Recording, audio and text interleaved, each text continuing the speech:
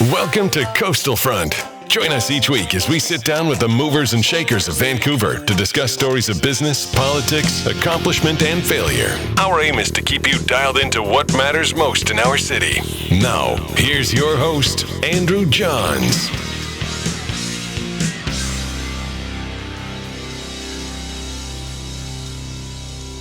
Hi, I'm Andrew Johns, and this is your update for February the 7th.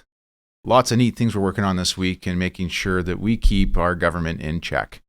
Let me start by talking about a topic that I have a great deal of knowledge about, which is the BC's CDP, or Central Deposit Program. Here's something that's interesting. I just tried searching Province of BC Central Deposit Program, and the first thing that comes up is my blog post right here, followed by my other blog post here.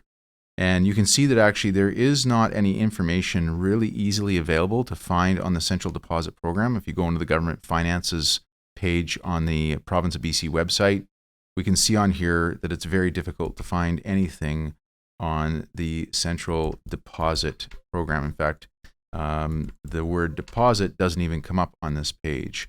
So let me fill you in on what the CDP, or Central Deposit Program, is. This is a report that I put together at the end of 2018. And in short, the CDP was something that was started back in February of 2018. And the official reason for its creation was to reduce borrowing costs for government organizations by allowing them to invest their excess cash back with the government instead of with private sector banks. Now, over the last couple of years, we've run some freedom of information requests to find out exactly how the Central Deposit Program works, how much does it pay their various participants, and what does it cost taxpayers. Now, this report, when we did back in 2018, we identified that there was a total of almost $2.7 billion in the program, paying rates as low as 2.45%, as high as 2.95% to the various entities. These are the different types of organizations that have their money, that had been originally keeping their money with commercial banks and now have moved that money onto the province's balance sheet. So this money had been sitting with the banks, and now the province has this money. And arguably, the whole basis behind this strategy, or this idea, is that it reduces government borrowing. So at the surface, when you review it, and if you look at how this was developed in 2013, it actually made, I think, a lot of sense at the time.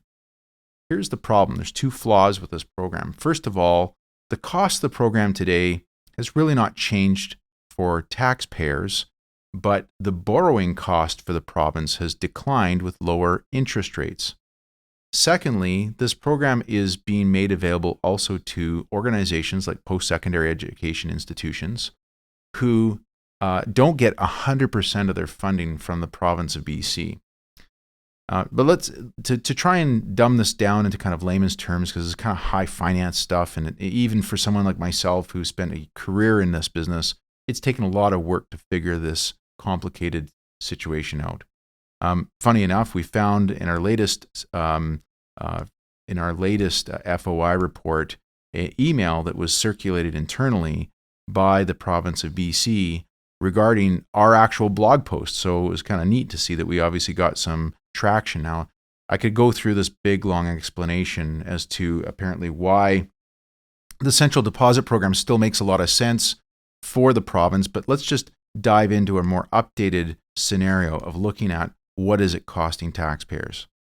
So just to make sure we're clear, right now, as of the last time we received an FOI report on the amount of money held in the Central Deposit Program, there was roughly about $2.6 billion of money held between education school boards. This is the short of $1 billion here. Another nearly $1 billion in various ministries of health. So this would be organizations like Fraser Health Authority or the Vancouver Island Health Authority. Some crown corporations, and advanced education, which would be universities and colleges and hospitals. So a total of $2.6 billion is being managed by the province of BC. That's $2.6 billion of money that the province doesn't have to borrow, because they're effectively getting this money given back to them from these organizations that would otherwise have had this money sitting at a bank earning a comparable rate of interest. What's really fascinating is this number here. So these are the rates of interest that the province pays to these various organizations. So not everybody's getting the same deal. So for example, school boards across the province, of which virtually 100% of them all have their money today in the central deposit program, earn a whopping rate of 2.95% in interest. Now, I happen to be an expert in this field of knowing what organizations, large institutions should earn on their cash. And I can tell you that a rate of 2.95% is astonishing. It's a phenomenal rate. And so if I was an education institution holding my money with the province of BC at 2.95% with total access to that money, I'd be very happy because this rate is far above what rate would be going on in the market. And my money is secured, backed by the province of BC, which has a AAA credit rating. The problem, though, is coming down to the question of what is it costing taxpayers? So when this program originally was launched by the Liberal BC government, I believe, and this is my cynical view, is that this was launched in a way to window dress the balance sheet of the province. Basically, our province was borrowing X number of dollars from the market through bond issuances and T-bills, and we started up the CDP. So organizations like these health districts, health authorities, and school boards started sending their money back to the province and getting essentially a credit by the province for how much money they had on deposit with Central Deposit Program. So that money is now in the general coffers of the province of BC. Now, I believe that's the case. It's hard to get really the right answer on this, but I believe that's the case, which means there's less money that the province has to borrow externally from the bond market. And in turn, these institutions get these various rates of interest. But what's happened in the last few years since 2013? Well, the biggest thing that's happened in the financial markets is that interest rates have been going down. So where it made a lot of sense to pay a school district, like say the Vancouver School Board, 2.95% rate of interest on the Vancouver School Board's money that's sitting in CDP in 2013, because that was where rates were at the time. It was a kind of a normal rate. What's happened since then is rates have dropped down. They've gone down quite a bit.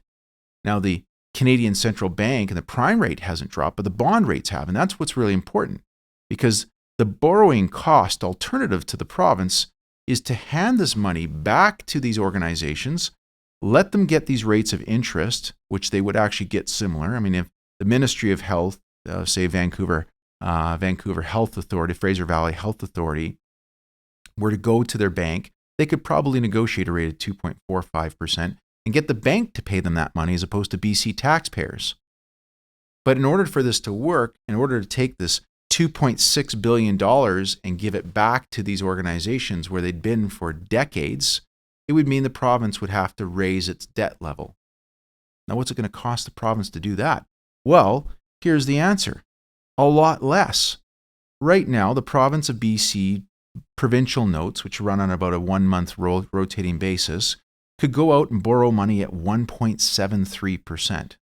Right now, the province is lending money on average to these, or not lending, paying these organizations an average of 2.63%.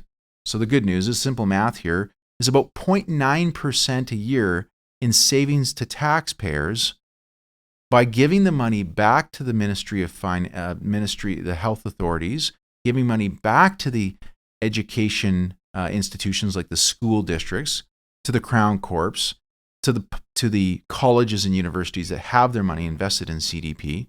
In fact, wind down CDP, save a ton of money by not employing people within the province to run this program, turn around and borrow the money back like we used to do at a rate of 1.73%.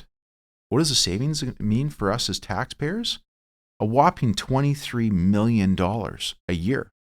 That's nearly $2 million a month in savings for BC taxpayers. And you might say, or somebody who's disputing us on this might say, well, hold on a second. We're benefiting, or the education and the Ministry of Health are benefiting from these high rates of interest the province is paying them. The truth is, you could also get the similar rates from the banks. And so I look at it and say, why not have the banks pay these organizations like they did for so many years, keep paying them the same rates, let them pay the bill. In the meantime, we save the money. So I'm not sure what the political motivation is behind this program and keeping it going. Maybe the NDP government haven't taken enough time to look at it yet.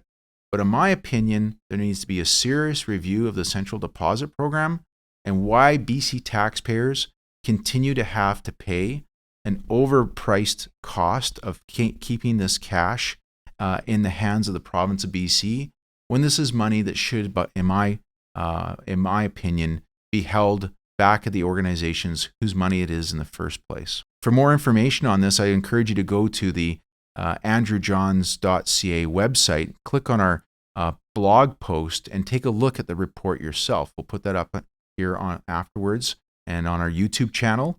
And of course, if you find this kind of information interesting, I encourage you to subscribe to this channel, as it'll be continuing to push out more information about how we're keeping government accountable, both at the provincial and federal level. Thank you.